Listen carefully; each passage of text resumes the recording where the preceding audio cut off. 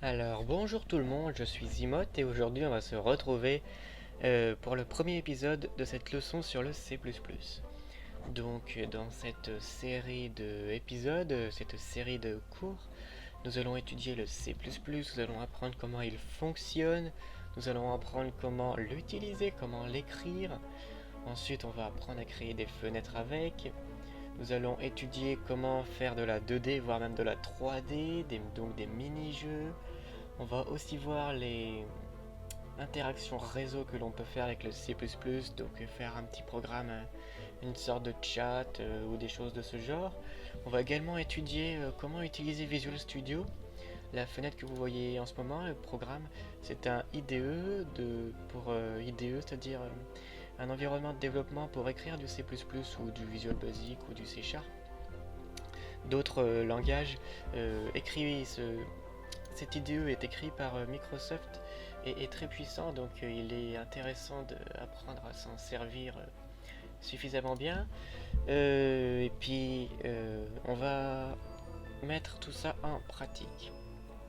Donc, dans un premier point, dans une première partie, dans le premier cours actuel, nous allons simplement étudier, ce sera très court, comment créer un projet C++ et comment afficher un texte dans la console. Donc c'est parti, vous prenez votre IDE préféré. Moi je vais utiliser Visual Studio dans le cas présent. Bon, vous utilisez comme vous voulez, hein, ça reviendra au même. Si jamais vous connaissez pas, vous savez pas lequel prendre, il en existe plein. Sachez que vous pouvez prendre Qt Creator. Je vous conseille CodeBlocks si vous êtes un débutant. Il y a aussi sous Mac Xcode ou DevLite. Il y a ce que vous voulez. Quelques petites recherches sur internet seront efficaces. Ce cours-ci que je vous présente est uniquement pour le C++ lui-même. Voilà. Donc, nouveau projet. On va dans Général et on prend un projet vide. Si vous êtes sur CodeBlock ou je sais pas pour les autres IDE, je les ai pas testés, prenez projet console si ça existe. Donc ici je vais écrire cours numéro 1. C'est parti. Parcourir, on va mettre ça dans mes documents. Visual Studio Project. Voilà, je vais mettre ça ici, c'est parti. Donc le C++ ça a été un langage inventé dans les années 80. C'est une évolution du C. Hein, vous connaissez probablement le C, c'est l'un des langages les plus célèbres, C, C++. Le C++ est une simple amélioration du C. Donc tout code écrit en C est compatible en C++, à part éventuellement quelques spécificités très précises. Et la majeure évolution du C++ par rapport au C, et d'ailleurs l'origine du C++, c'est la POO. Alors là, premier mot de vocabulaire, POO, qu'est-ce que c'est que le POO? La POO, c'est P, programmation, O, orienté au objet. Programmation orientée objet. On va pas étudier la programmation orientée objet tout de suite. On va, dans un premier temps, étudier comment écrire du C++ très simple. Donc là, vous voyez, je viens de créer un fichier.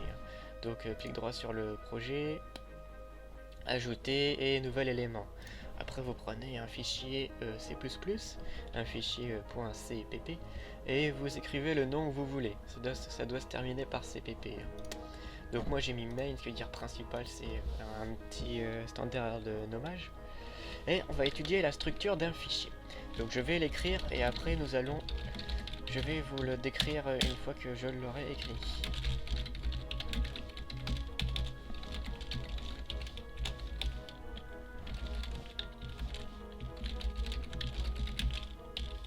Voilà. Donc si on lance ce programme, il va ouvrir une console et afficher Hello World, ce que j'ai pu écrire ici. Je vais partir du principe que vous n'avez aucune base en programmation, sinon si vous en avez déjà, vous comprendrez simplement certains bouts de ce code. Dans un premier temps, on fait include uStream. Alors, include sert à indiquer que l'on va inclure une bibliothèque, c'est-à-dire on va charger, entre guillemets, on va intégrer toutes les fonctions de la bibliothèque qu'on va nommer.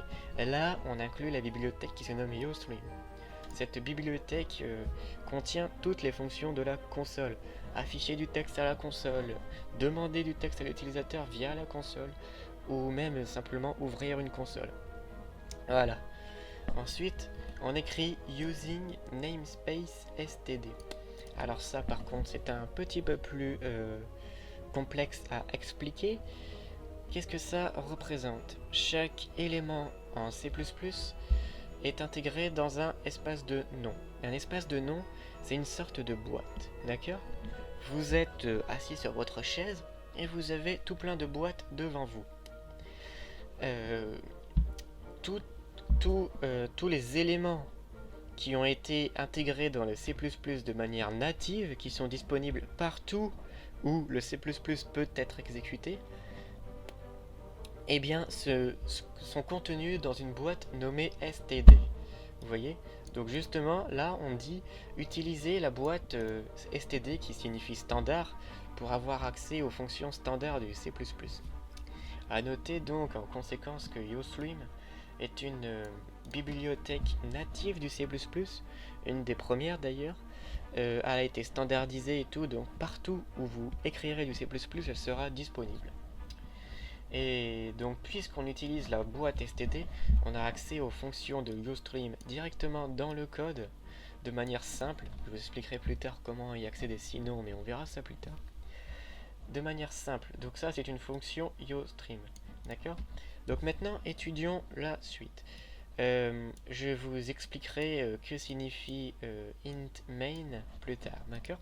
Pour l'instant on va juste étudier cout hello world, et pas à prononcer cou ou sout, c'est cout en anglais, ce qui représente, le C représente console et out représente un flux de sortie.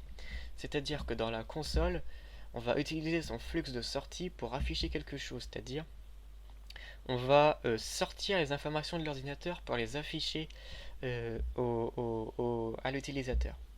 Donc console out, là on met les deux chevrons vers la gauche. Alors ça c'est une convention en C++, les chevrons vers la droite représentent l'entrée et les chevrons vers la gauche représentent la sortie. Traduction, les chevrons vers la gauche qui représentent la sortie représentent ce qui sort de l'ordinateur, que ce soit sous format audio, sous format de paquet réseau ou sous format visuel. Ça sort de l'ordinateur, ou alors ça sort simplement de la variable, enfin ça sort du contexte actuel. Alors que si les chevrons sont mis de cette manière, vers la droite, ça veut dire que ça entre vers le contexte actuel. Vous comprendrez un petit peu plus tard. Donc on met les chevrons vers la gauche, les chevrons de sortie, et entre guillemets on met le texte que l'on veut afficher. Donc je peux très bien mettre coucou, cela va afficher coucou. Et si je mets hop, cela va afficher hello world. Alors là, faisons un petit essai. Si vous êtes sous Visual Studio, vous aurez un petit problème. Je vais utiliser ce bouton là, mais vous ne l'aurez pas, donc je vais vous montrer comment l'afficher. Vous allez sur la petite flèche, vous ajoutez, supprimer des boutons, personnaliser. Vous ajoutez une commande. Vous allez dans débogger, pardon, et vous la nommez. Attendez, je vérifie quelque chose. Oulala. Et vous la nommez exécuter sans débogage. Elle est un tout petit peu plus bas, vous appuyez sur OK, d'accord. Et ensuite, pour que ce soit bien organisé, elle va s'afficher tout en haut. Vous aurez juste à cliquer sur le bouton descendre pour la mettre à côté de ici là. Par la suite, si vous suivez les prochaines itérations de ce cours, on va régulièrement utiliser ce bouton là. C'est un débugger, je vous expliquerai plus tard ce que c'est si vous ne le savez pas. Donc exécutons le programme. Il est en train de se charger, il faut attendre un petit peu. Hop, et voilà. Alors je sais pas si vous avez vu sur la vidéo, le programme s'est lancé et il s'est quitté aussitôt. Alors pourquoi? C'est une très bonne question. Il faut savoir que le C++ est un langage procédural. Enfin, il y a l'APO certes, mais l'APO est exécuté de manière procédurale, ça revient au même. Vous comprendrez cela un petit peu plus tard. Donc, ici c'est le point d'entrée de notre programme. La première ligne se trouvant après le chevron est exécutée. C'est-à-dire, on exécute le Hello World, on l'affiche. Et comme après il n'y a plus rien, c'est la fin du programme. Du coup, le programme se quitte tout seul. C'est simple comme bonjour. C'est pour ça qu'on va simplement écrire scene.ignore, ce qui permet de mettre en pause le programme jusqu'à ce que l'utilisateur appuie sur Entrée. Et comme ça, il ne se quittera pas tout de suite. Vous voyez là, il vient de s'afficher et hop, magie magie, Hello World. Et si j'appuie sur Entrée, il se quitte. Et voilà. Je suis fier de vous, vous venez de créer votre premier programme en C++, votre premier vrai programme. Donc, c'est la fin de ce premier cours. C'était un cours très théorique, très peu de pratique. J'aimerais savoir ce que vous pensez de ce cours, si jamais il a été pas trop rapide, bien expliqué, clair et compréhensible. Et j'ai essayé de faire de mon mieux. On se retrouve bientôt pour l'épisode numéro 2 de ce cours. Là, on va étudier les conditions, les variables. Enfin, on va commencer à faire des programmes interactifs avec l'utilisateur. Peut-être que vous serez futur game designer professionnel dans le monde du jeu vidéo à faire les meilleurs jeux au monde, hein, qui sait. Allez, à bientôt tout le monde. On se retrouve sur la chaîne Imoteur. Lâchez un commentaire, c'est très important. Je veux savoir si ça c'est bien ou pas. Allez, à bientôt.